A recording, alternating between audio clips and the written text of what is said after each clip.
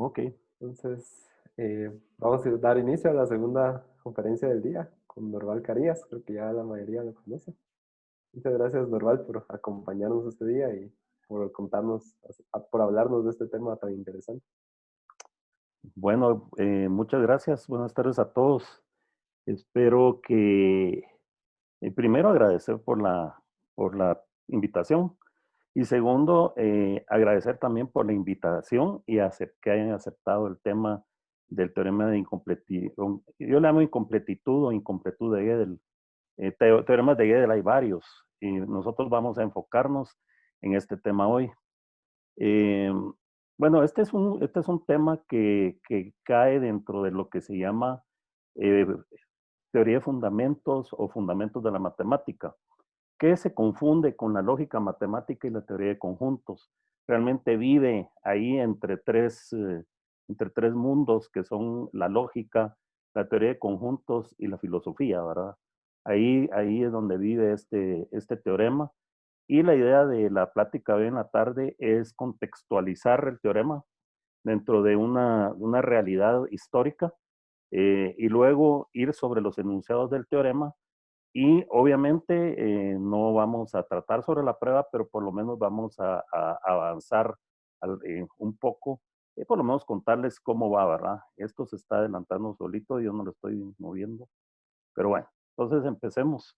Lo primero es plantear un debate que se inició en las primeras décadas del siglo XX y que continúa hoy día. Hoy día ese es un tema irresoluble. Este tema se dio entre la comunidad matemática en, como les digo, en las primeras décadas del siglo XX y sus principales exponentes son dos corrientes en matemática, una de los llamados formalistas y otros los intuicionistas. Los principales exponentes y creo que uno de los principales actores de la historia de hoy en la tarde es David Hilbert. Hilbert nació en Königsberg y fue profesor de matemática, el matemático más brillante y más famoso de las primeras 3 décadas del siglo XX, David Hilbert, profesor de la Universidad de Göttingen en Alemania. Y en realidad Göttingen en esa época era una fuente o era el centro del desarrollo matemático no solo en Alemania, sino que en toda Europa. Y decir en Europa en esa época realmente era el centro del desarrollo matemático mundial y particularmente el epicentro era Göttingen.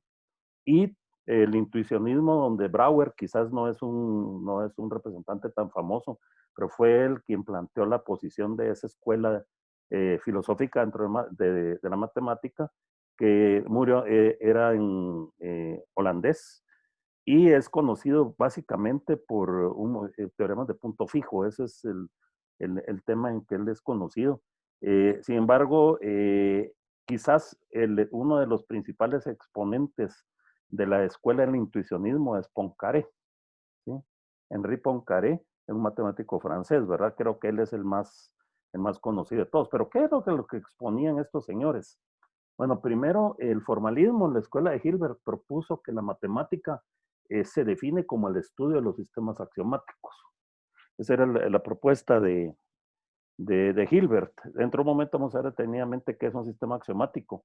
La idea era que axiomatizar y eliminar la semántica aseguraba la consistencia. Aquí el asunto de la axiomática estaba enfocado básicamente en la búsqueda de la eliminación del significado de los objetos. Eh, no importa quiénes son los objetos, lo que importa es cómo se relacionan entre sí. Es decir, es la estructura, la forma en que yo los mezclo para producir resultados válidos usando las reglas que yo mismo defino. Eso es lo importante. No importa si son, qué es un vector, la definición no importa. ¿Qué es un conjunto? Aquí en ese mundo de la axiomática, las definiciones no existen, ¿verdad?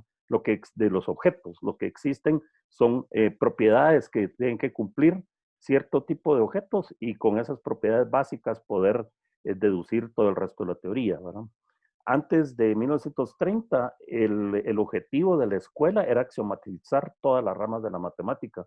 En 1900 se dio un Congreso Internacional de Matemática en París, en donde David Hilbert se subió al estrado de un discurso donde propuso cuáles eran entre 24 y 26 problemas, no recuerdo bien el número, eh, que orientaban la investigación de la matemática durante todo el siglo XX. O sea, la idea de Hilbert era que él dijo, bueno, hay 24 problemas que van a dirigir la investigación en la matemática durante todo este siglo. Y fue tan cierto que aún hoy en día poco más de la mitad de esos problemas están resueltos, el resto abiertos, y siguen dirigiendo la investigación matemática en la actualidad. Pero básicamente uno nota que toda la orientación era la búsqueda de la axiomatización de diferentes teorías de la matemática y de la física en particular. O sea, él incluía la física y decía que la física tenía que comportarse igual que la matemática, tenía que presentarse igual y tenía que ser axiomatizada. Entonces, Hilbert se enfocó en estudiar los fundamentos de la matemática desde la perspectiva de los sistemas axiomáticos y no en el quehacer diario del matemático, resolver ecuaciones, hacer aproximaciones. Eso para Hilbert, eso no era lo importante en la investigación, sino que era el hecho de fundamentar adecuadamente toda la matemática como un conjunto de conocimientos. Por su parte, el intuicionismo eh, proponía que no era necesario que la matemática se fundara sobre sistemas axiomáticos. La intuición del matemático era la que debe de guiar para evitar contradicciones entre las teorías. La idea es que una teoría no puede ser inconsistente, ¿verdad? E inconsistente quiere decir que pueden resultar ciertos, un enunciado y su negación dentro de un conjunto de conocimientos, ¿verdad? Entonces, una propuesta teórica en donde un enunciado y su negación son los dos ciertos, verdaderos o deducibles a la vez, entonces es una teoría inconsistente. Entonces, la idea era, al principio del siglo XX, en las primeras 2 décadas hubo un terror por generar teorías inconsistentes.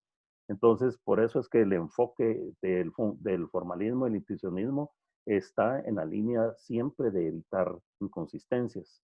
Entonces, ¿en qué se enfoca el intuicionismo? En las definiciones, obviamente, era la corriente contraria a la corriente gilbertiana y en los métodos de prueba. Se caracteriza por utilizar métodos de construcción de objetos y procedimientos finitos. Rechazan el principio del tercio excluido. El principio del tercio excluido es teorema X o no X, ser o no ser. Los infinitos completados, el axioma de elección, la ley de tricotomía y el método de prueba por reducción a lo absurdo. Esos son métodos indirectos, son el neno para los intuicionistas y no aceptan pruebas indirectas de existencia. ¿De acuerdo? Por ejemplo, la prueba de Gauss, el teorema fundamental del álgebra, no la aceptarían, no les gustan las pruebas por contradicción, ¿de acuerdo? Entonces, tenemos el formalismo versus el intuicionismo. Y nosotros nos vamos a enfocar en la corriente formalista, en la axiomática. ¿En qué consiste un sistema formal? Un sistema formal es exactamente, su modelo es la geometría Euclides. Ese es el modelo. Y la idea es que, bueno, Euclides y Aristóteles propusieron esencialmente lo mismo con una diferencia de aproximadamente 50 años. Y Euclides sigue la línea aristotélica, ¿verdad? En donde toda la línea era que la ciencia, lo que se considerara ciencia, debería presentarse siempre en esta forma que tienen en la pantalla, en donde hay un conjunto de símbolos, o sea, un lenguaje, un conjunto de reglas que me dicen los símbolos, cómo es que yo acepto que se mezclen entre sí, ¿sí? Cómo conecto los símbolos para formar fórmulas bien formadas, que se llaman en lógica, ¿verdad? Es decir, tengo que tener una morfología y una sintaxis. Luego proponer enunciados iniciales que se aceptan verdaderos, reglas de deducción que me dice cómo utilizar estas fórmulas iniciales que llamamos axiomas, cómo se mezclan entre sí legalmente dentro del sistema y a los resultados que se obtienen a partir de los axiomas utilizando las reglas de deducción se les llama teoremas. Una teoría en matemáticas es el conjunto de los teoremas, ¿de acuerdo? Entonces, la idea era presentar de esta forma todas las ciencias. Y decía Aristóteles, que todo conjunto de conocimientos que se presentara de esta forma era considerado una ciencia. ¿De acuerdo? Entonces, eso lo toma Euclides, lo plasma en la geometría, y luego, al transcurrir los años, se va perdiendo esta idea del sistema formal, queda únicamente dentro del mundo de la filosofía, y es David Hilbert el que impulsa la axiomatización de todas las teorías matemáticas desde finales del siglo XIX, ¿de acuerdo? Y a principios del siglo XX. Y es ahí donde él incluso escribe un libro que se llama Geometría, ¿verdad? Que es un homenaje a Euclides y al método formalista. Pero él propone un nuevo conjunto de postulados de la geometría, pero con un punto importante, ¿verdad? Aquí, que la idea no, que ahí lo importante no son los objetos, sino que son la forma en que se relacionan y la forma en que está presentado la geometría. Y de eso es que se derivan muchas axiomáticas conocidas, Dios, muchas axiomáticas conocidas. Hay algunas que ustedes conocen, y que se derivan más o menos de la época de que Hilbert inició, ¿verdad? La primera quizás es la que hemos visto todos de lo que es un espacio vectorial.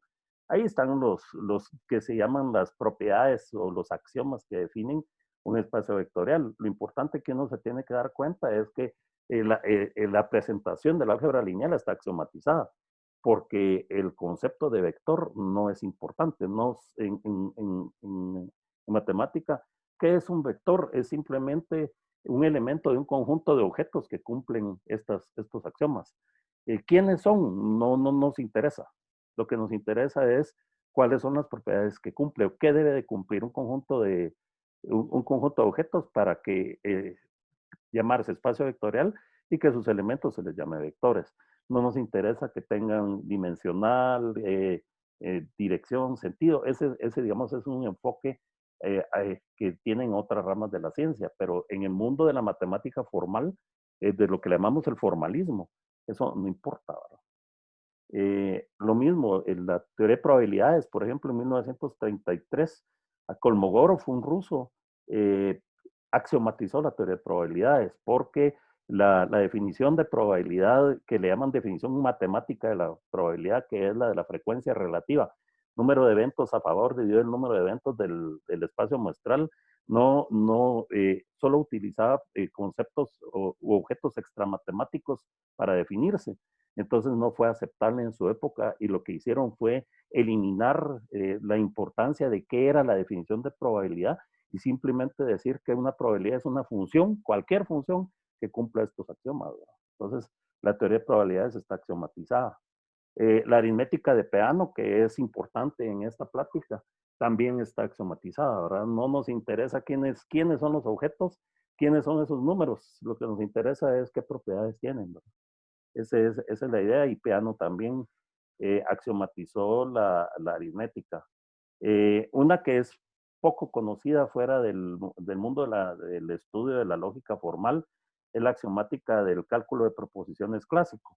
Este es todo el mundo ha hecho tablas de verdad en su vida, ¿verdad? La tablita del negado, la tablita del implica, del o, del i, del sí, solo sí. Y uno aprende de que un enunciado o una proposición que es siempre verdadera, se llama tautología. Bueno, pues eso está dentro del mundo de la semántica, porque tiene interpretaciones en el lenguaje. Y lo que hizo Hilbert y un estudiante de él, Ackermann, ellos lo que hicieron es que propusieron un sistema de axiomas en donde todos los enunciados que son tautologías se pueden deducir como teoremas a partir de estos axiomas que encuentran ustedes acá. Entonces aquí la idea es que usted propone 4 axiomas, ¿sí? Define la negación y el o únicamente, los define. El resto de conectivos son abreviaturas. Y entonces con 2 reglas de deducción, que son las que les voy a mostrar ahora, eh, que son el modus ponens y la regla de sustitución, 2 reglas que están por ahí. Uno puede mezclar los axiomas que tiene acá y entonces absolutamente todos los que son tautologías desde el punto de vista de las tablas de verdad se pueden demostrar como teoremas usando esta axiomática. Hay otra versión de este sistema, este se llama axiomática del cálculo de las proporciones clásico de Hilbert. Lukasiewicz, un lógico polaco, construyó uno en el que hay 3 axiomas. Y Nicole, otro matemático, presentó un sistema axiomático donde hay solo un axioma y donde hay solamente un conectivo. Y con ese axioma, un conectivo y una regla de deducción, logra es equivalente a este sistema de Hilbert y Ackermann. Pero el que es famoso como axiomática del cálculo de proposiciones vía tablas de verdad es el de Hilbert y Ackermann. Bueno, y todo el mundo, creo que todos los que estamos hoy en la tarde acá en esta plática, hemos aprendido en nuestros cursos de teoría de conjuntos, o lo estamos aprendiendo ahora, que el origen de la axiomatización, el por qué axiomatizar, encontró, no el origen, sino que la idea es que este tema de tratar de axiomatizar las teorías encontró tierra fértil en la teoría de conjuntos de Cantor. Aquí este que aparece acá a la izquierda es nuestro amigo George Cantor, un ruso judío. Y tenemos acá a Zermelo y Frankl. Zermelo era realmente un empleado de Hilbert. Hilbert manejaba presupuesto en la Universidad de Göttingen, una escuela de investigación que había ahí, y Zermelo era uno de sus trabajadores, ¿verdad? De los matemáticos que trabajan en él, diciéndolo de forma proper sería eso, ¿verdad? Y es con la teoría de conjuntos en donde se pone de moda la axiomatización. ¿Por qué?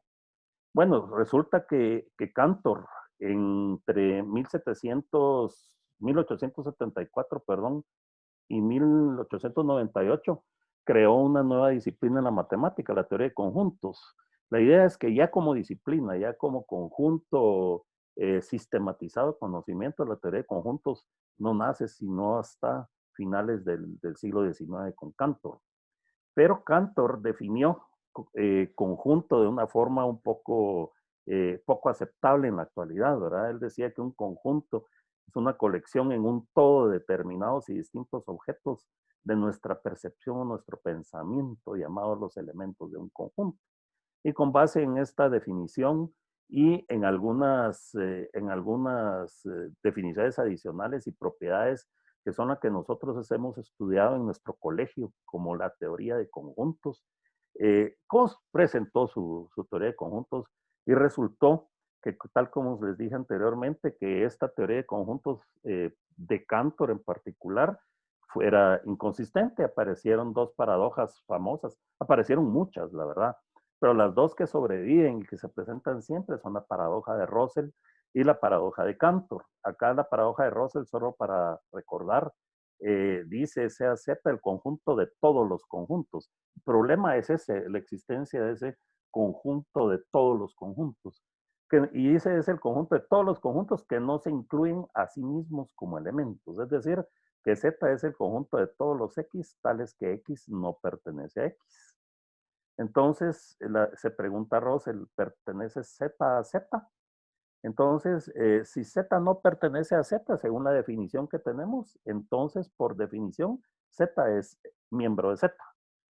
Y si Z pertenece a Z, entonces, por definición, se tiene que Z no pertenece a Z. Entonces, esta es una forma muy sencilla de entender cómo la inexistencia de reglas para construir a los que ahora llamamos conjuntos, sino que era únicamente poner una condición para la cual si se cumplía la clasificación, la condición, se pasaba a ser miembro del conjunto, produce contradicciones, ¿verdad? Entonces, ahí el problema es que no habían restricciones sobre el hecho de quiénes pueden pertenecer al conjunto. Y la paradoja de Cantor, que fue la otra que produjo contradicciones.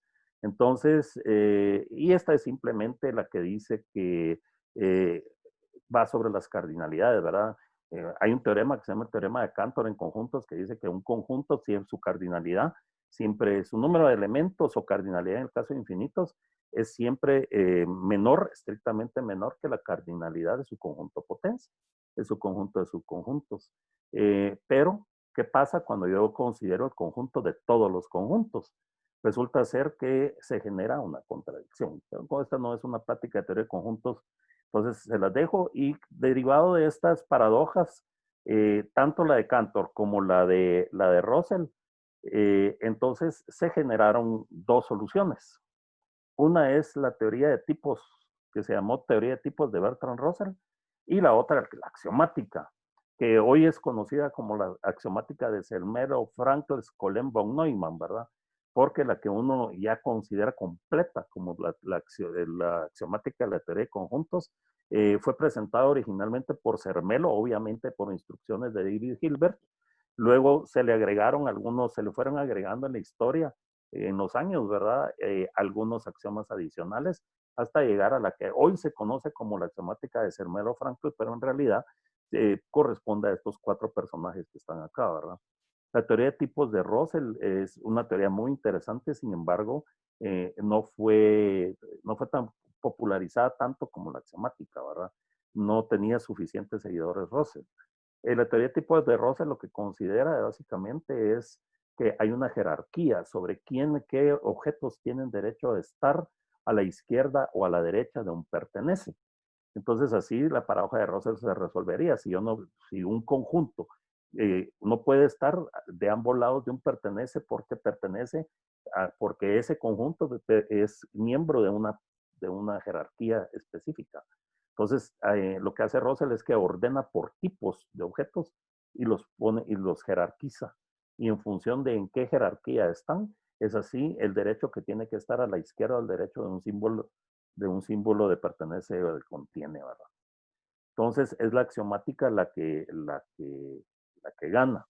Hay otras paradojas que aparecen en el lenguaje que nos interesan únicamente para referirnos al teorema de Gödel, que son paradojas de autorreferencia.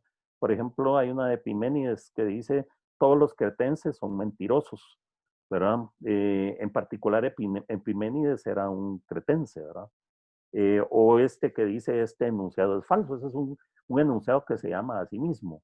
Entonces uno no puede decidir si esto es un enunciado verdadero o falso, porque el llamado se refiere a sí, el enunciado se refiere a sí mismo, se llama a sí mismo. Este enunciado es falso, ese es falso, es verdadero. Entonces no sabemos, ¿no? Bueno, la teoría de tipos de Russell resuelve la paradoja conjuntista, la de tipos, sin embargo, no la de Epiménides. Digamos, la solución de Russell no resuelve estas dos de acá, ¿de acuerdo? Este señor que está aquí, este viejito, es Russell, fue premio Nobel creo que de literatura o de la paz, uno de los dos. Bueno, entonces, ¿cuál es la axiomática de Zermelo-Frankl? Creo que todos la conocen. Solo la vamos a repasar así rápidamente, algunos de ellos, ¿verdad? A mí me gusta el segundo, mire usted. Dice, existe un conjunto que no tiene elementos, el conjunto vacío. Este no es una definición, este es un axioma, porque asegura la existencia de un conjunto. No son simplemente le pone nombre, ¿verdad? Sino que aquí dice, existe el conjunto vacío. Entonces, los axiomas básicamente lo que hacen acá es que nos dicen qué objetos tienen derecho a llamarse conjuntos. Ese es algún grupo de axiomas funciona así, de los de Zermelo-Frankl. Por ejemplo, también hay uno que aparece acá que es el del infinito. Mire usted acá. Existe un conjunto que tiene infinitos elementos, axioma del conjunto infinito. ¿Qué están haciendo acá? No lo están definiendo, está asegurando su existencia. Entonces, hay algunos axiomas que funcionan así y hay otros axiomas que funcionan para generar nuevos conjuntos. Es decir, por ejemplo, aquí tiene usted el axioma de uniones. Si X es un conjunto, existe un conjunto cuyos elementos son elementos de los elementos de X. El conjunto potencia, existe un conjunto que de todos los subconjuntos, etcétera, ¿verdad? Entonces, únicamente para mostrar que la solución propuesta por Zermelo y Frankl correspondía a axiomatizar la teoría de conjuntos como solución al problema de Cantor que presenta la teoría resulta inconsistente, entonces había que encontrarle una solución. aquí habían dos posibilidades. O se tomaba la teoría de conjuntos como rama de la matemática y se tiraba a la basura por ser inconsistente, o bien se trataba de resolver el problema, ajustándola. ¿Y cuáles fueron los ajustes? Se encontró el método de Russell y el método de Zermelo. Y el método de Zermelo, siendo el método de Hilbert, era axiomatizar la teoría. ¿Con qué se lograba con esto? Primero, sacar a los objetos, las situaciones que eran incómodas y que estaban generando contradicciones, ¿verdad? Y por lo tanto, crear una teoría ad hoc, en donde conjunto nunca se define y elemento nunca se define, porque las definiciones de esos objetos no son importantes en el desarrollo de la teoría. Simplemente me dice, mire, ser conjunto es un término indefinido y a partir de los axiomas, entonces nosotros vamos a decir quiénes son conjuntos. ¿De acuerdo?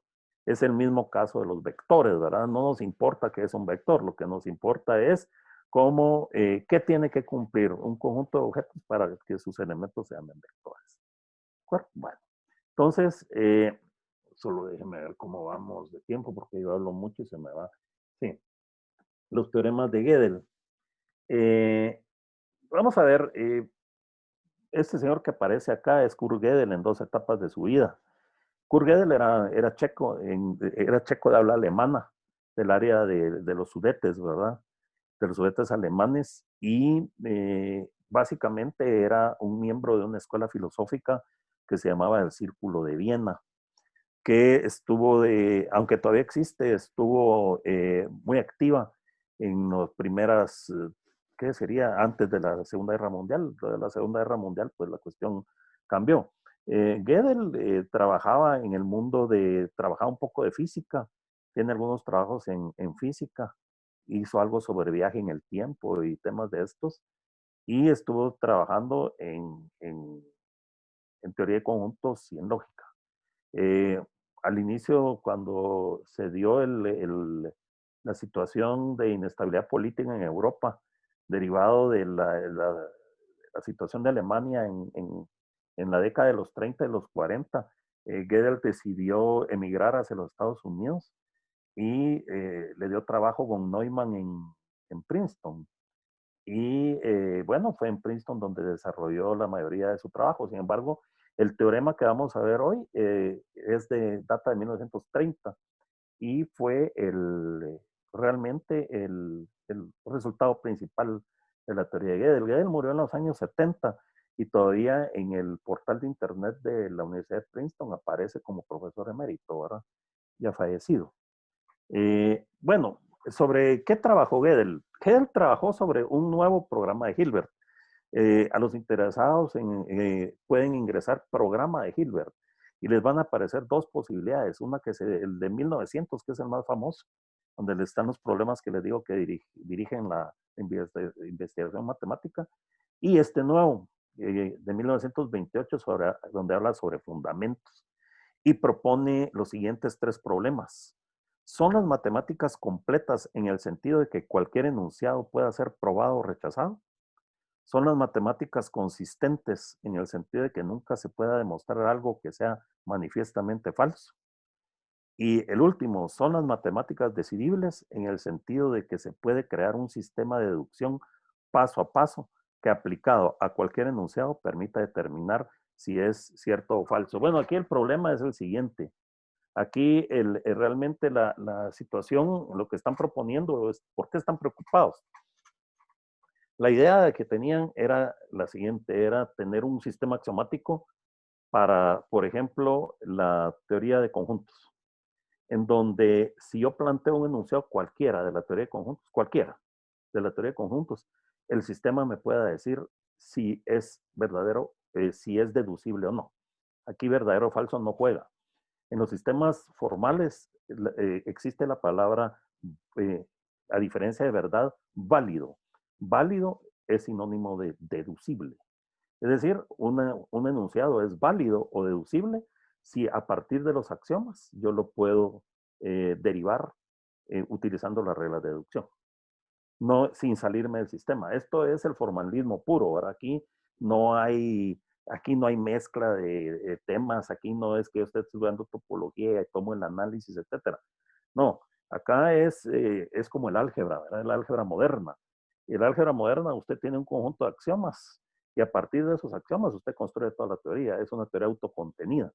Eso es lo que sucede acá. Entonces, la idea es que lo que querían Hilbert era no solo hablar de la axiomática de la geometría, hablar de la axiomática de la teoría de números, de la teoría de conjuntos, sino que era tomar a la matemática y estudiarla como un objeto y decir que yo podía axiomatizar la matemática completa, o sea, un conjunto de axiomas que englobaran a la matemática completa, de tal manera de que si yo proponía un enunciado en el área de la matemática que yo decidiera, entonces existiera el conjunto de axiomas que lo dedujeran. O que tener algún mecanismo que me dijera, mire, no se puede deducir. ¿De acuerdo? Esa es la situación. Entonces, aquí aparecen varios conceptos, ¿verdad? El ser completo, el ser consistente y el ser decidible. Entonces, completo, ¿qué quiere decir? Completo quiere decir que cualquier enunciado puede ser probado o rechazado, cualquiera. Obviamente aquí habla de matemáticas. ¿Por qué? Porque era obvio que no, la idea no era venir, agarrar la matemática y decir, mire, en la matemática, no. La idea era que cada una de las ramas estuviera axiomatizada. Y si yo tenía todas las ramas de la matemática axiomatizadas, entonces tenía a la matemática axiomatizada. Esa es la idea, ¿verdad? Eso es lo que querían. Entonces, ser completo, ¿qué quiere decir? Es que yo en el sistema pueda siempre saber si un enunciado puede ser probado o rechazado. Consistente es que, como les dije antes, que es imposible que en un sistema consistente se pueda probar como teorema tanto el enunciado como su negación. Un enunciado y su negación. Si yo puedo hacer eso, si puedo deducir enunciados que son evidentemente contradictorios, entonces ese es un sistema inconsistente. Pero era lo que le pasaba a la teoría de conjuntos de Cantor, ¿verdad? Nuestra teoría de conjuntos del colegio es la de Cantor, usa el conjunto universo, ¿verdad? Entonces quiere decir que ese tiene problemas de consistencia. ¿Sí? No conocieron a la solución de Sermalo y Frankel. Entonces, la idea es que Gödel responde a esta propuesta, ¿verdad? Trata de, ¿qué es lo que pretende Hilbert? Pretende que haya lo que pretendía Hilbert era que todo este programa se respondiera con un teorema que dijera que todos los enunciados que son consistentes en la matemática deberían de ser deducidos dentro a partir de una axiomática. Eso era lo que pretendía Hilbert. Y lo que pasa es que Hilbert consideraba que ese enunciado era verdadero. Y es así como entre 1928 y 1930, semanas antes de la aparición del artículo de Gödel, resulta que Hilbert estaba convencido e inclusive ya tenía programada una gira por toda Europa en la cual iba a presentar los resultados iba a presentar un resultado que él creía tener y que era que sí, en efecto, toda la matemática se podía axiomatizar, las matemáticas se podían axiomatizar para tener una matemática que fuera consistente y completa. Bueno, entonces acá es donde aparecen los juegos, ¿verdad? ¿Qué es un sistema axiomático consistente y completo? En un sistema deduce todos los enunciados verdaderos. Entonces aquí hay un tema, ¿verdad? Aquí aparece la palabra verdadero. Entonces uno lo que tiene que hacer es darse cuenta que hay, digamos, un enunciado que vive en un sistema formal, que está en un sistema formal, es como una moneda que tiene dos caras. Usted el enunciado lo puede estudiar desde la perspectiva estrictamente formal, en donde aquí no hay interpretaciones en el lenguaje ni razonamiento sobre el objeto de ningún tipo. Los objetos simplemente son jugadores que aparentemente son necesarios, pero que conocer su identidad no me importa. ¿Sí? Y que lo importante es cómo juega sintácticamente, cómo juegan estos objetos sintácticamente dentro del sistema formal. Pero la otra cara de la moneda es la semántica que yo pueda tener sobre el enunciado. Un enunciado en donde yo quiero saber que si el enunciado es verdadero o no. Entonces, el ejemplo es las tablas de verdad. En las tablas de verdad, usted toma, por ejemplo, el enunciado X o no X. X o la negación de X. Si usted le hace la tabla de verdad a ese enunciado, dice que es verdadero.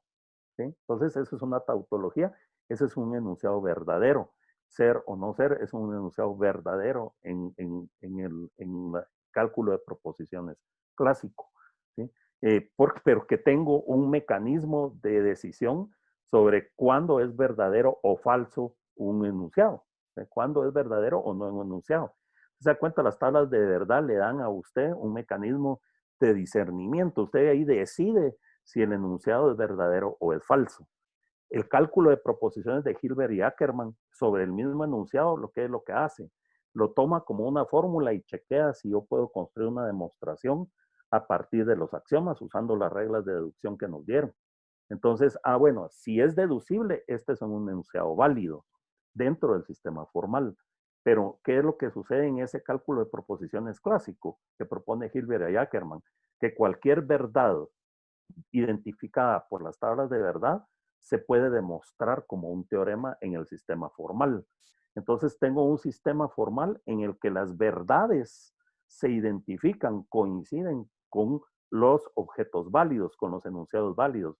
Verdad y validez llegan a coincidir como en sus objetos, ¿verdad? Una fórmula, un enunciado puede ser verdadero de una perspectiva semántica donde yo le asigno un valor de verdad así, derivado de alguna situación, de algún mecanismo de decisión, de valores de verdad, ser verdadero, ¿sí? Que es diferente de ser válido, ¿verdad? Ser válido es deducible, es ser deducible en un sistema formal. Entonces, se dice que un sistema axiomático es consistente y completo si las verdades coinciden, se pueden identificar con los enunciados deducibles, ¿de acuerdo?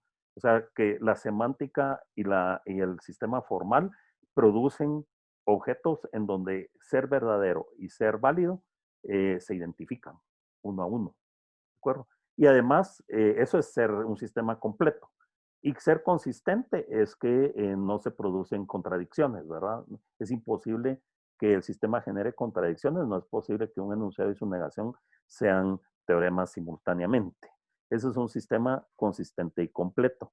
Un sistema axiomático incompleto es en aquel en que algunos, pero no todos los enunciados, no todos los enunciados verdaderos eh, sean deducibles. Fíjese que dice, un sistema axiomático incompleto deduce algunos, pero no todos los enunciados verdaderos. ¿Esto qué quiere decir? Que se pueden dar el caso en que hayan enunciados que son verdaderos, pero que no se pueden deducir a partir de los axiomas. ¿De acuerdo? Esa es la idea. ¿De acuerdo? Entonces, ¿qué es un sistema axiomático incompleto? Un sistema en el que yo, desde una perspectiva semántica, conozco que una fórmula es verdadera, pero que esta yo no la puedo deducir a partir de los axiomas. Entonces, sigue siendo verdadera desde una perspectiva semántica, pero dentro del sistema formal no tiene interpretación porque no se puede deducir. ¿De acuerdo? Es imposible deducirla. Entonces, cuando yo estoy ante un sistema axiomático de este tipo, se dice que el sistema axiomático es incompleto. Y un sistema axiomático inconsistente es en aquel en el que yo puedo deducir como teorema una fórmula y su negación. ¿De acuerdo? Entonces, esa es la idea. Sobre verdad, hay toda una discusión, ¿verdad? ¿Qué es ser verdadero? Entonces, lo más cercano a una conceptualización de verdad dentro de la lógica la da el polaco Tarski. Los polacos tuvieron una escuela muy fuerte en matemáticas en los años 20, 30 y principios de los 40. Después de la Segunda Guerra Mundial fue totalmente desbandada la escuela matemática polaca y principalmente la escuela de lógica, ¿verdad? Entonces, Tarski, fíjese usted, hasta se lo señalo, propone una teoría semántica de la verdad. ¿Qué es eso de una teoría semántica de la verdad? Es simplemente decir que quienes tienen derecho a ser evaluados sobre si la verdad o falsedad son las propiedades, son propiedades o de las proposiciones. Es una proposición la que puede ser aceptada o definida o determinada como verdadera o falsa. Y la idea es que lo que dice Tarski es que la verdad de un enunciado consiste en su concordancia con la realidad. Esto viene desde la época de Platón y Aristóteles, ¿verdad? Donde decían que verdad es todo lo que es, todo lo que existe es verdad.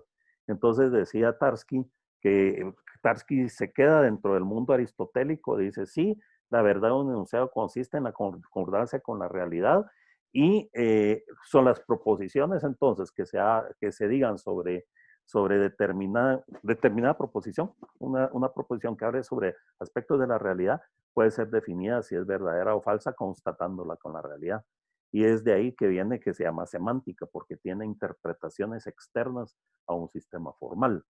Entonces, el problema que se tenía acá es que cómo yo puedo hablar de verdades filosóficas y pegarlas con verdades, tratar de identificarlas con enunciados que sean válidos en un sistema formal. Entonces, la idea es reducir ese ámbito de existencia del concepto de verdad únicamente a verdades que se dan dentro de teorías matemáticas. Entonces, la idea es que hayan verdades de teorías matemáticas que puedan uno constatar mediante algún mecanismo dentro de una teoría que a la vez está axiomatizada. Entonces, es ahí donde el teorema de Gödel juega entre la filosofía y la matemática, ¿verdad? Porque y la lógica, porque la idea es tratar de conciliar esos dos objetos, decir, mire, todo aquello que es verdadero dentro de una teoría, porque yo semánticamente le he asignado el valor de verdadero, yo lo puedo identificar con un enunciado o ese mismo enunciado lo puedo deducir dentro del sistema formal. Entonces, la idea es que Gödel lo que trató de hacer era no solo tratar de buscar esa identificación, sino que tratar de evitar el uso de filosofía en en su prueba, ¿verdad? Bueno, entonces, vean ustedes cómo define Gödel la situación. Un sistema de axiomas dice, es completo según Gödel si todo enunciado o es demostrable o bien refutable, donde refutable significa que puede demostrarse su negación. Entonces, aquí Gödel dice, bueno, ¿cuándo voy a tener un sistema de axiomas completo?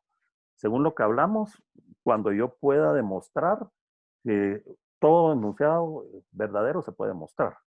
Entonces aquí Gödel lo que hace es que trata de torear, eludir, usar el concepto de verdadero. Porque antes, voy a regresar un momento, solo vamos a regresar. Vea usted lo que decía aquí, ser completo. Dice, deduce todos los enunciados verdaderos. Eso es la presentación clásica de lo que es un sistema completo. ¿Sí?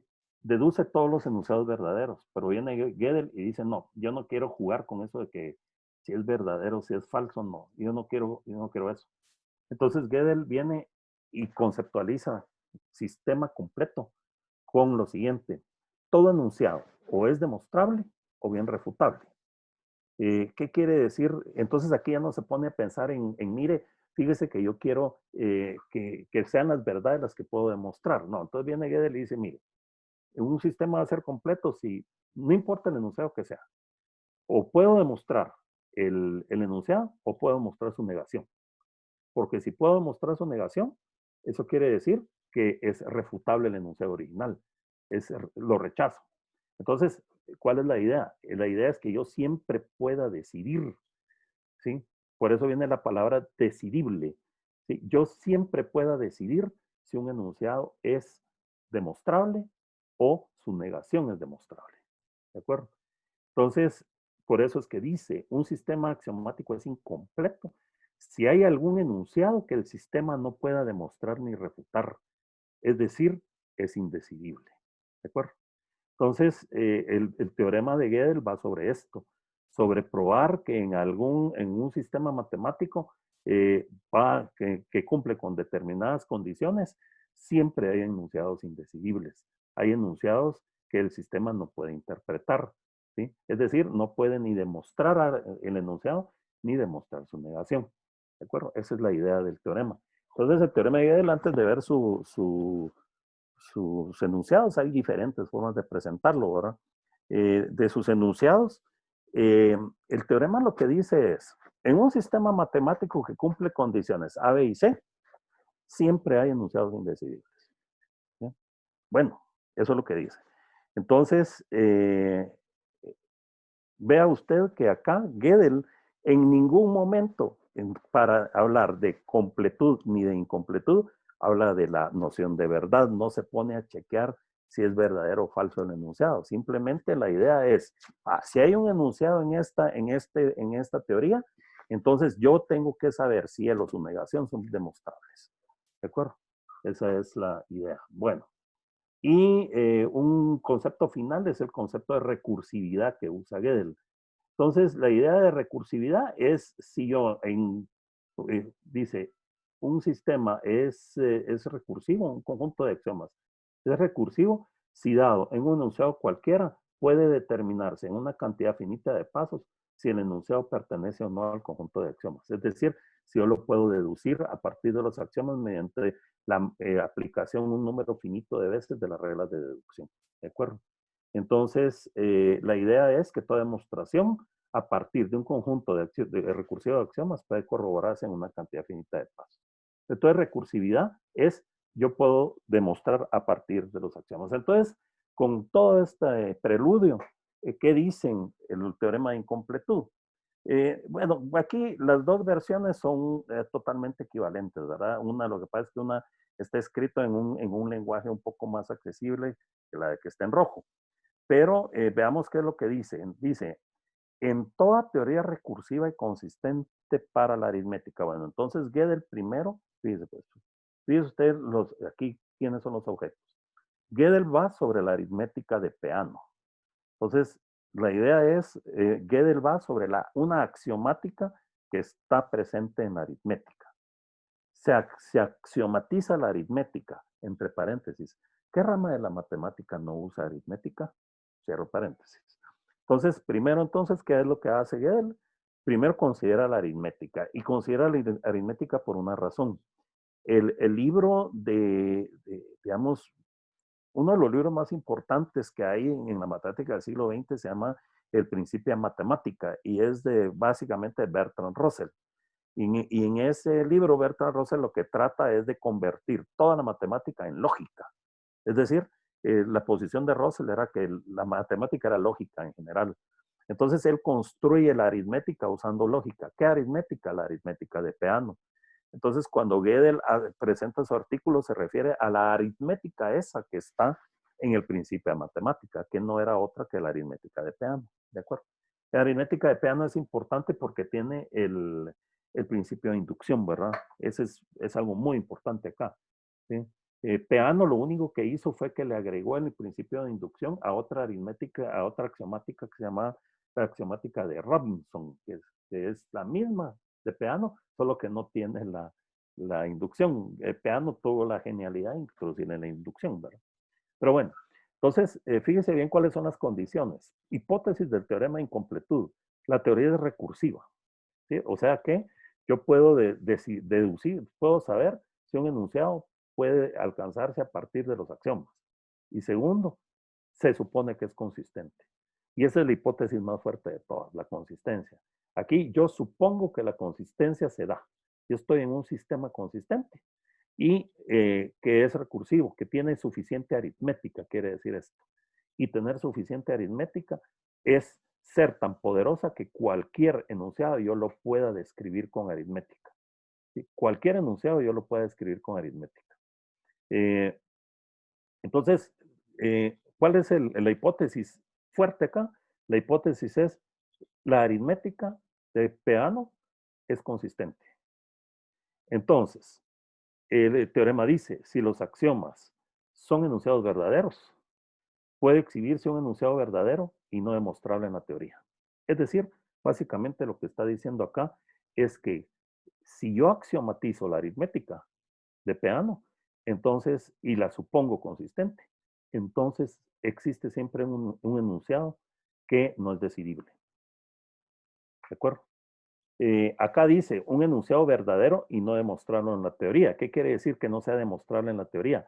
Quiere decir que es incompleto, ¿verdad?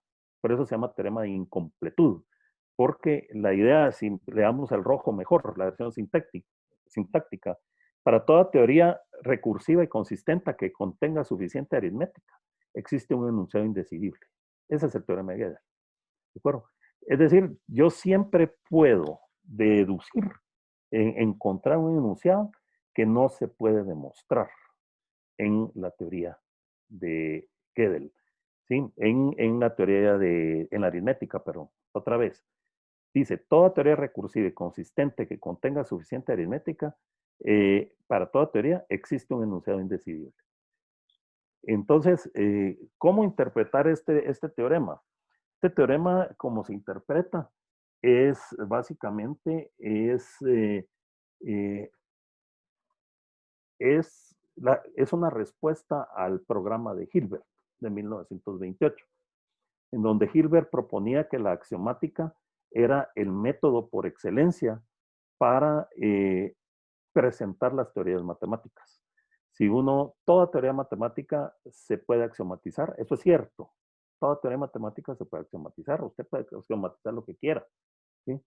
Sin embargo, lo que Gödel demuestra, o lo que Gödel propone con su teorema, es que el axiomatizar una teoría eh, es probablemente bueno, pero tiene el problema de que hay enunciados que la axiomática no puede decidir, no puede deducir, ni deducir su negación. Es decir, si queremos verlo desde una perspectiva semántica, por eso está la versión de arriba, que hay enunciados que son verdaderos y que no tienen su equivalente o que no son deducibles en la axiomática de la aritmética. Entonces, acá no es que haya una limitación, o sea, que la aritmética sea limitada. Aquí no es un problema de la teoría matemática en sí, ni de la lógica como un sistema como un lenguaje, ¿verdad? Sino que aquí lo que está diciendo Gödel es que la axiomática como método es incompleta. O sea que la axiomática no es suficiente para describir a todas las verdades de una teoría. ¿De acuerdo?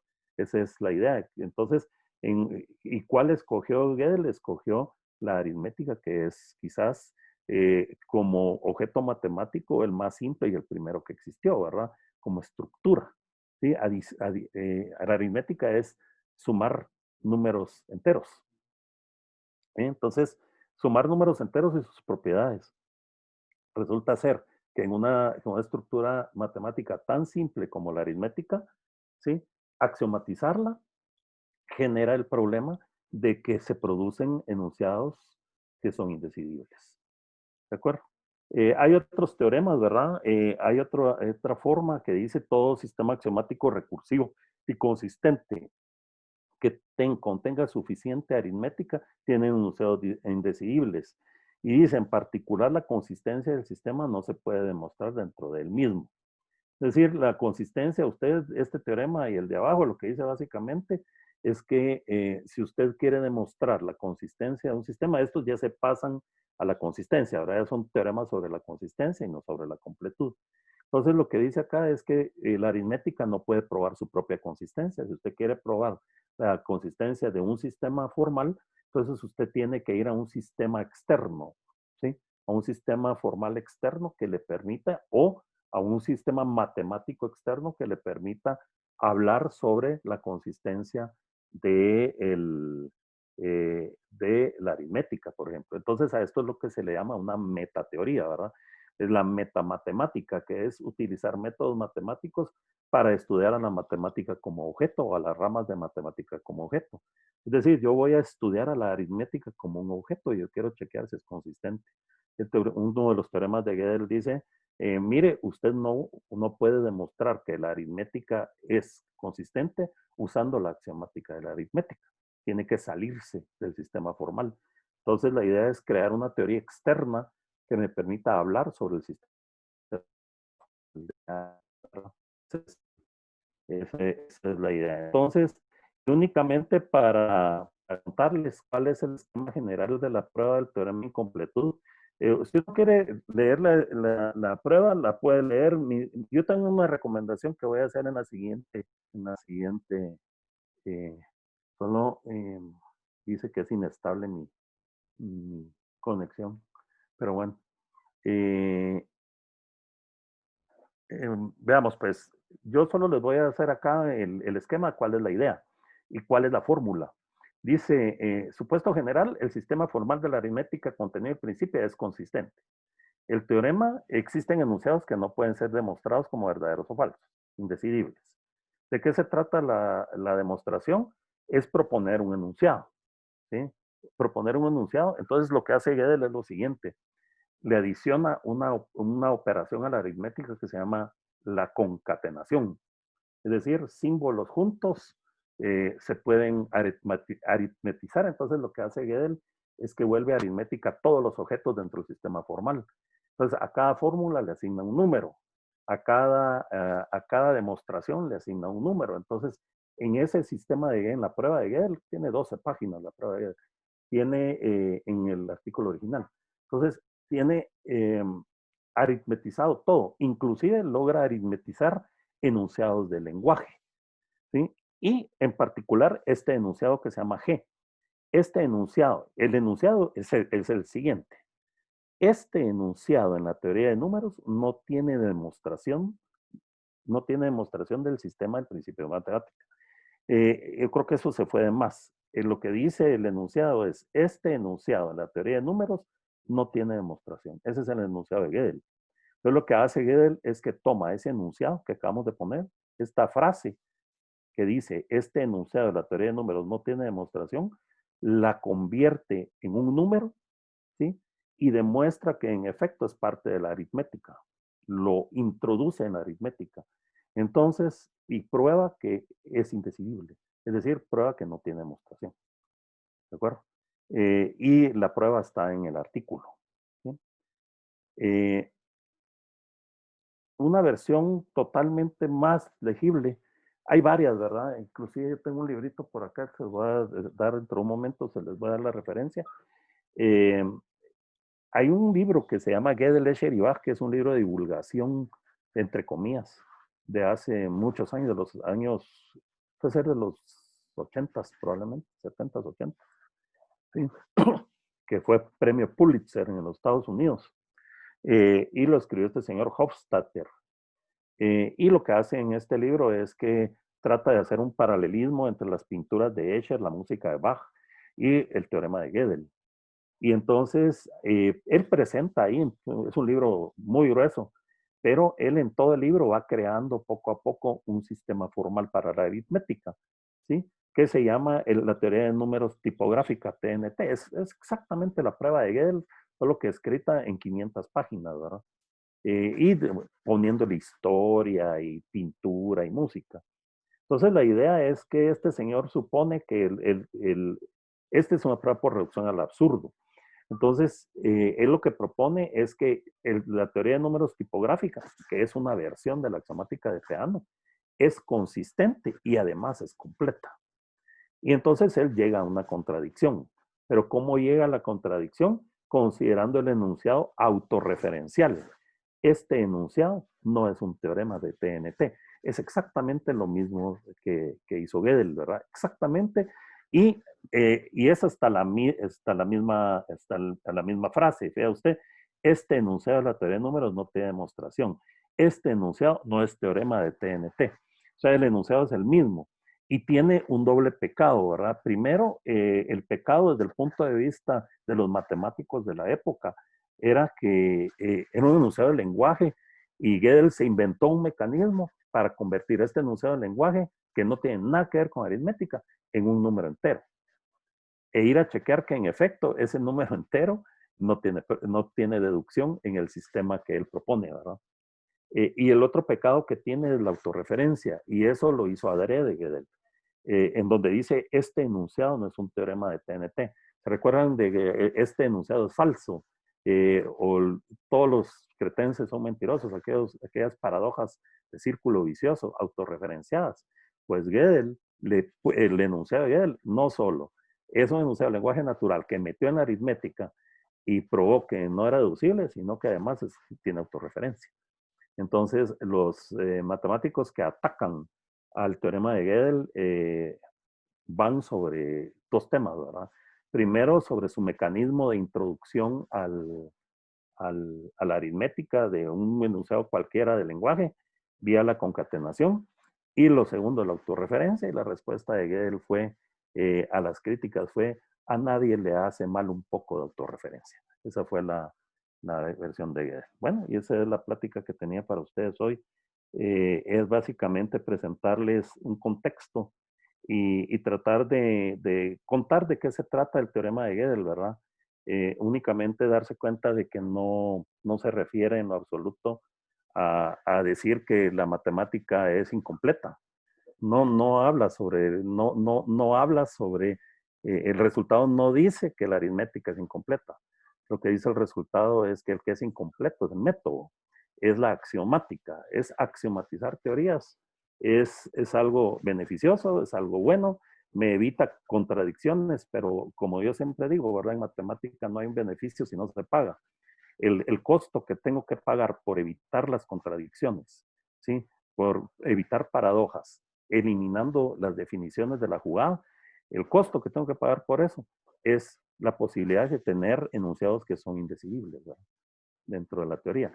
No está de más decir de que el mundo de los matemáticos de esa época y de la actualidad todavía, que se dedican a estos temas de lógica formal, están divididos, ¿verdad? Hay personas que creen fervientemente que Gödel hizo una prueba totalmente arreglada, ad hoc, y que su método de prueba es totalmente inadmisible. Y hay matemáticos que lo consideran el teorema más importante del siglo XX, ¿no?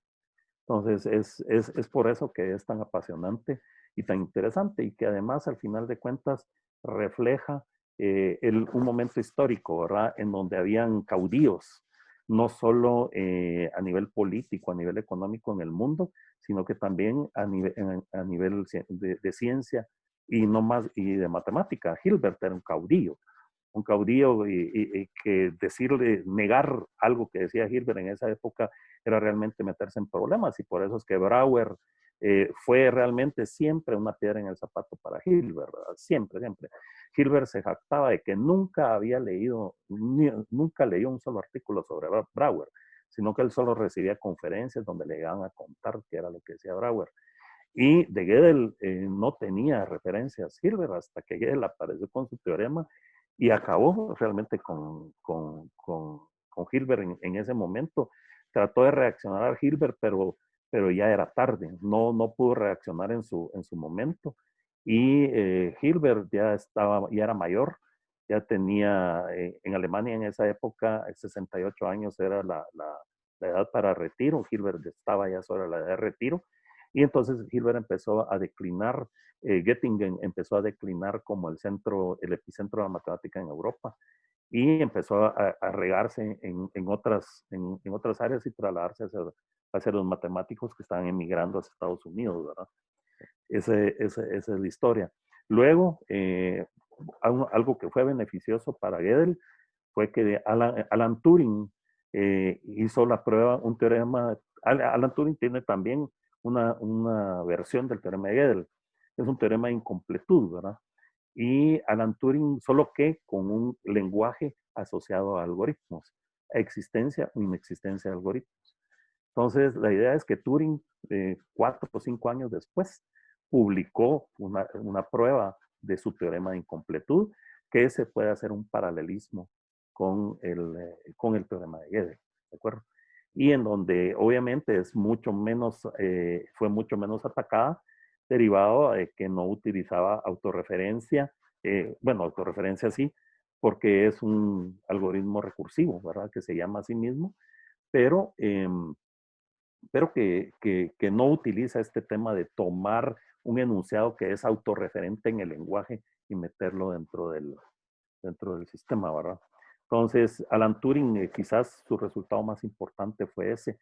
Y digamos, es interesante cuando uno lee el paralelismo y se da cuenta de que hablan exactamente de lo mismo. ¿De acuerdo? Entonces, y fue por esa línea de Turing que siguió el desarrollo de toda esta teoría.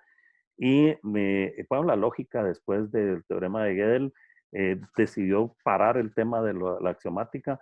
Se siguió estudiando axiomática siempre con esta problemita, con ese zancudo nocturno molestando, ¿verdad?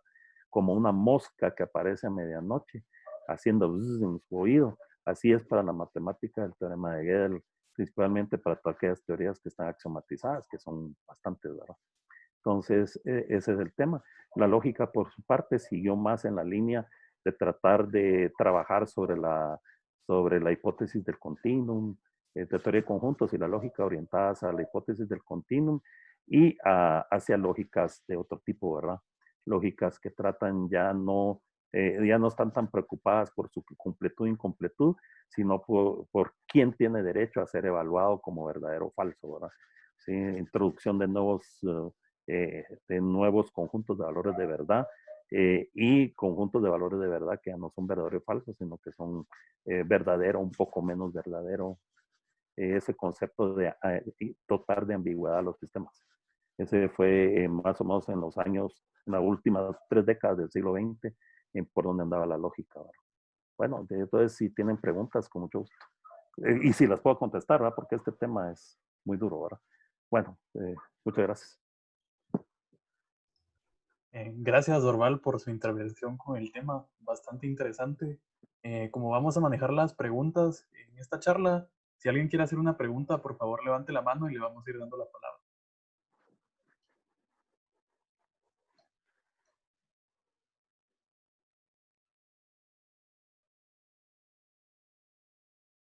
Como que no hay preguntas, José. Al parecer. Yo tengo una, perdón, no levanté la mano, pero tengo una. Dele, ¿Aló? Capi. Dele, Sí. Capi. Sí, yo me preguntaba si, puesto que, o sea, de mi corta experiencia en el mundo de la mate, me he fijado que siempre, en muchos casos es posible que un problema abordado bajo alguna perspectiva visto de otra, generalmente se puede mostrar que hay una equivalencia entre ambos puntos de vista.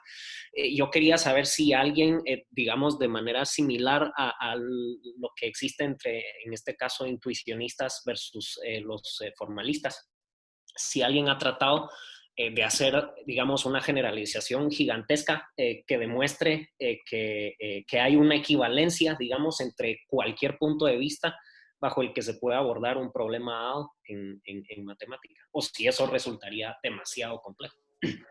Sí, me parece que sería, digamos, la pregunta es bien retadora, ¿verdad? Pero creo que no hay una cuestión de este tipo por la siguiente razón. Porque yo creo que en su mayoría, en la actualidad, los matemáticos en el mundo no están tan preocupados en que si soy formalista o soy intuicionista, ¿verdad? Creo que la mayoría de matemáticos profesionales que se dedican a eso en el mundo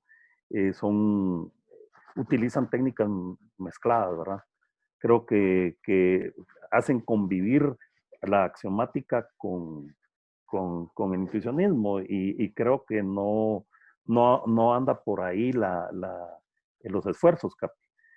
Claramente sería un esfuerzo monumental, sí sería hasta interesante tratar de proponerlo como un tema de discusión, ¿verdad? Pero me parece que no anda por ahí no andan por ahí los esfuerzos. Y como le digo, y uno lo nota, si uno estudia análisis, a los que ya han estudiado un poco de análisis, se han dado cuenta que hay teorías, hay elementos del análisis que están axiomatizados, ¿verdad? Está la axiomática del campo, está el axioma del supremo, o sea, la teoría del análisis está axiomatizada, pero utiliza técnicas de todo tipo, ¿verdad? Sí, entonces, no es un sistema formal de por sí, sino que utiliza axiomas que están dentro de una teoría matemática que es, que acumula conocimientos, ¿verdad? Y que no pretende ser un sistema formal de por sí. Muchas gracias. Ok, ¿Alguien más? Ok, ¿Alguien que quisiera? sí, tenemos dos preguntas más. La Sí. primera, que es de Alan, nos pregunta, en física, ¿la axiomatización sería un defecto, supongo para la física teórica o física matemática, o se podría crear un sistema tomando como axiomática los experimentos?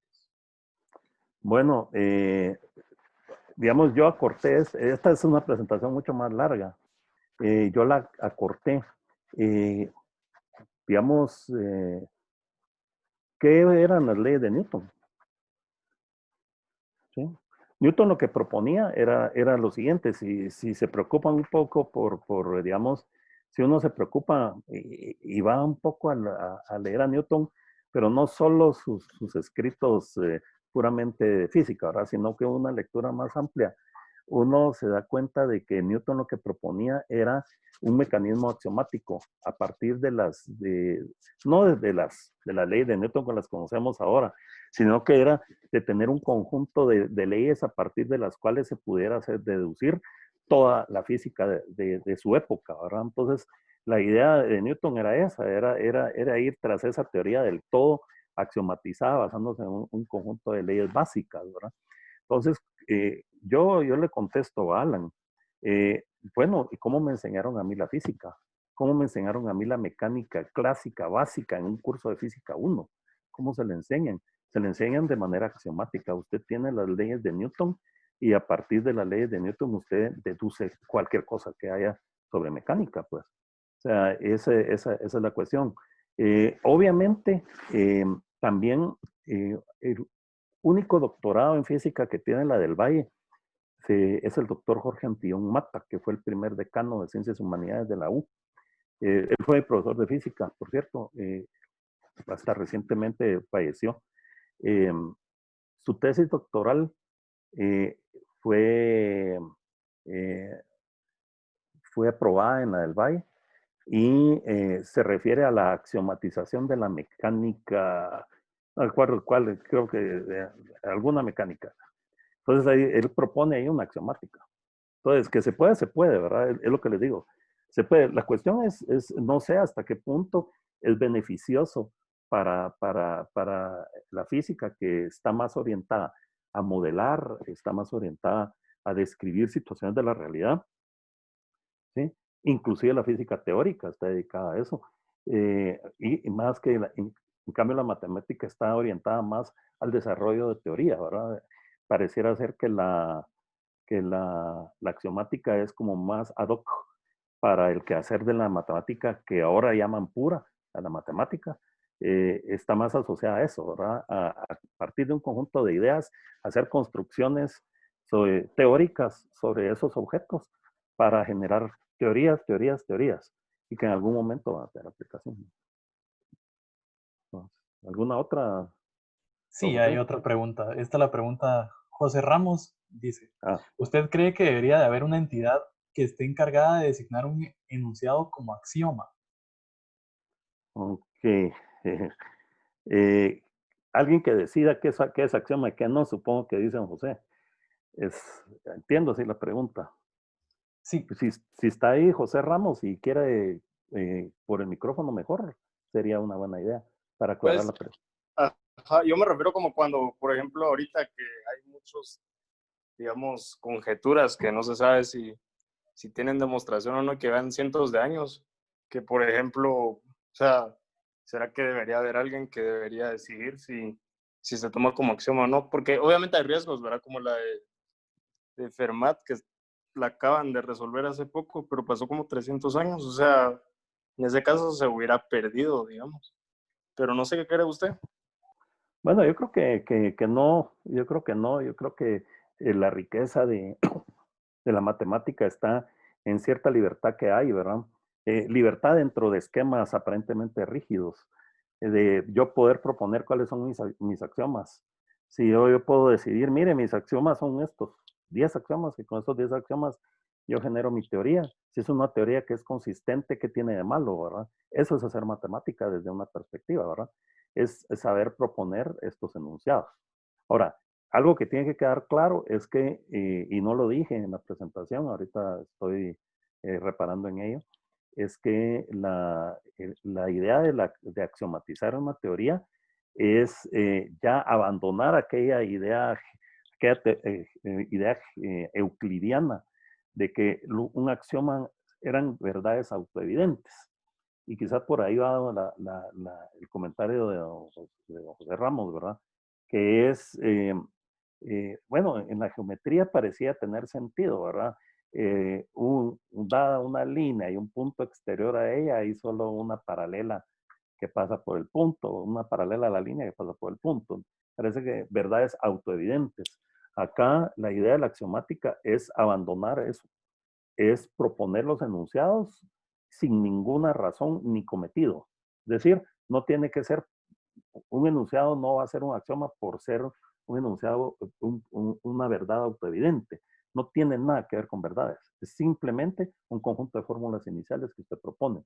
Y a partir de este conjunto de fórmulas iniciales, usted construye una teoría. Enhorabuena si esa teoría genera resultados importantes, ¿no? Ya. Gracias, Dorval. Ok. Ok, ahora Alan Reyes quisiera hacer un comentario. Sí, con mucho gusto. A ver. Hola, Dorval. Hola, Alan. ¿Cómo está? ¿Qué dice México? Bueno, aquí es feriado hoy, Ok. Cuéntenos. de independencia. No, yo quería, digamos, complementar un poquito lo que preguntaron al inicio sobre, digamos, si hay alguien que esté trabajando en unificar diferentes puntos de vista desde la matemática. Bueno, solo quería agregar que esta parte del estudio del formalismo matemático creo que corresponde digamos, históricamente corresponde a la filosofía del siglo XIX, digamos, el positivismo, estoy mencionando. En el contexto científico estamos hablando del positivismo lógico, que es donde entra el círculo de Viena y esto de la axiomatización. Entonces, en su momento tenía sentido porque lo que se quería era ordenar, creo yo, ordenar un poco todo el bagaje de teorías matemáticas que había, ¿no? Pero bueno, hoy en día creo que ya casi nadie trabaja en eso. Tal vez en áreas muy específicas hay gente que trabaja en unificar ciertas múltiples teorías que tratan de resolver un problema o un área concreta. Pero alguien que se dedique a unificar todo es imposible. La matemática ha crecido tanto y hoy en día creo que la motivación es más resolver un problema, ya sea un problema aplicado, un problema teórico, pero la motivación para generar nueva matemática es más esa, ¿no? Yo tengo un problema, lo quiero resolver, empiezo a crear teoría, incluso a crear definiciones apropiadas para resolver ese problema en concreto. Y ya esto del formalismo creo que es muy poca gente la que lo trabaja. Creo que una analogía muy propia podría ser como, en su momento esto fue como crear leyes para la ortografía, ¿no? Como crear una academia de lenguas que ordenara un poco el pensamiento matemático. Pero la matemática es un ente vivo y va cambiando con el tiempo, ¿no? Las tendencias van cambiando. Entonces, hoy el problema importante creo que va por otro camino. Coincido totalmente con lo que dice nuestro amigo Alan Reyes. El problema que se dio, esto tuvo una época y fue resultado de un tema de su momento, ¿verdad? Posteriormente, por eso les decía, la lógica tomó otro rumbo. La situación es la siguiente, y eso es una situación que ya sobrepasa esta plática y creo que muchas que se puedan dar en el área de la mate, ¿verdad?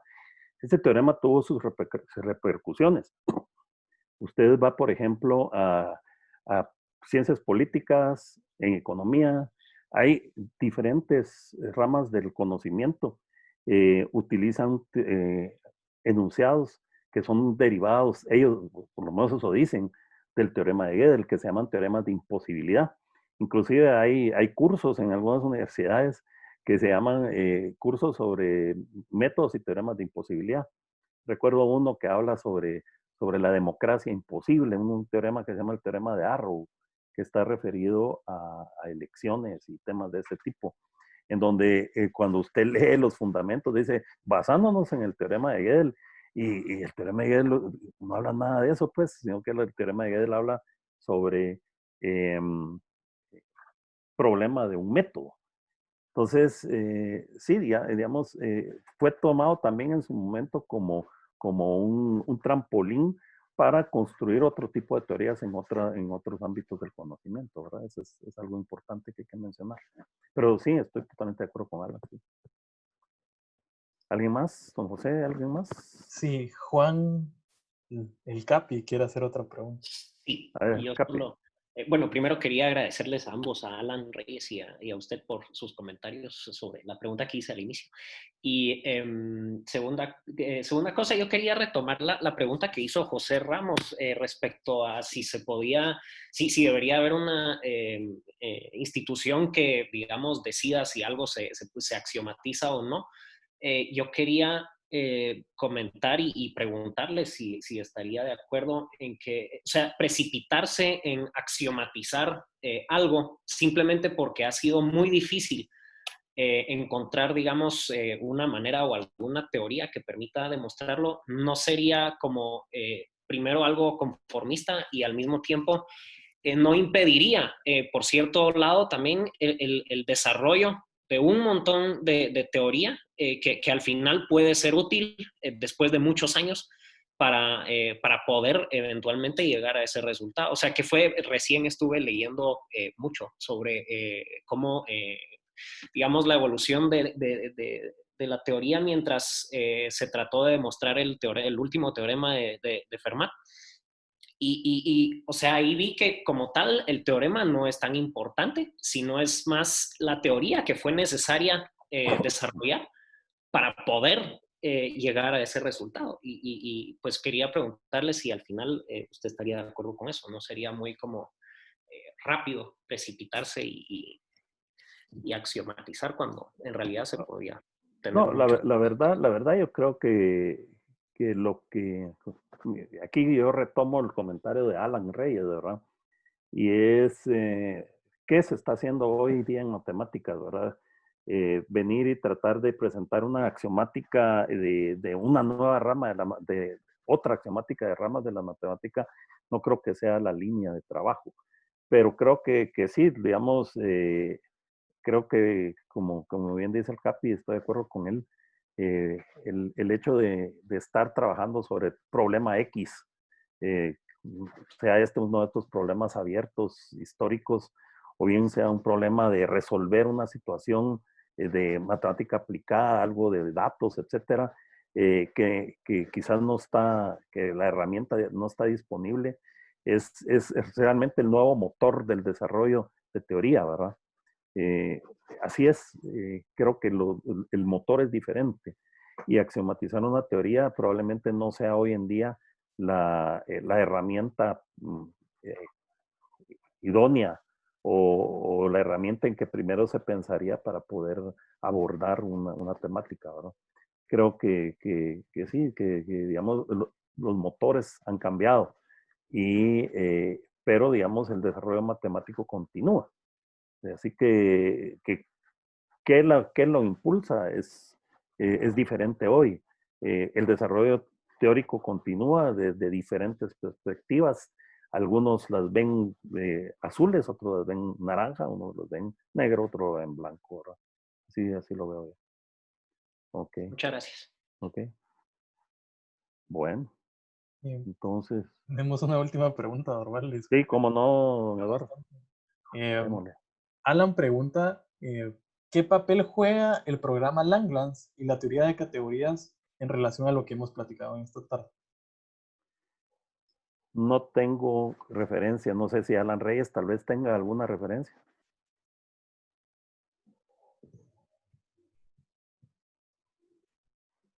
A ver, sí hay ciertas analogías en lo que estamos comentando, ¿no? El programa de Langlands, lo que digamos, es una secuencia de posibles conjeturas, es un bloque de varias conjeturas que se formularon hace unos 40 años, que busca encontrar ciertas conexiones entre teoría de números, geometría, álgebras de Lie. Entonces, sí hay, en ciertas áreas hay temáticas que buscan unificar diferentes campos de la matemática para resolver ciertos problemas en concreto. El programa de Langlands es uno de esos. La teoría de categorías creo que es otro intento de generalizar.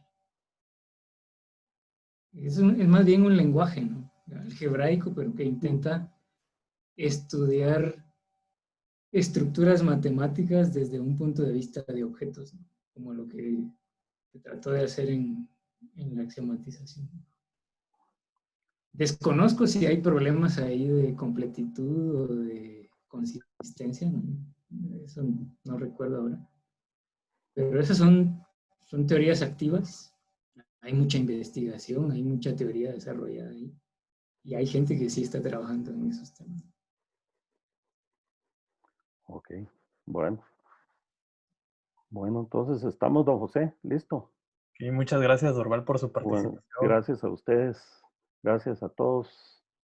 Buenas tardes, gracias Alan, muchos saludos. Un último recordatorio a las personas que asistieron a la charla, si podrían llenar la encuesta, por favor, que envíen el chat. La voy a volver a mandar por si no la han llenado.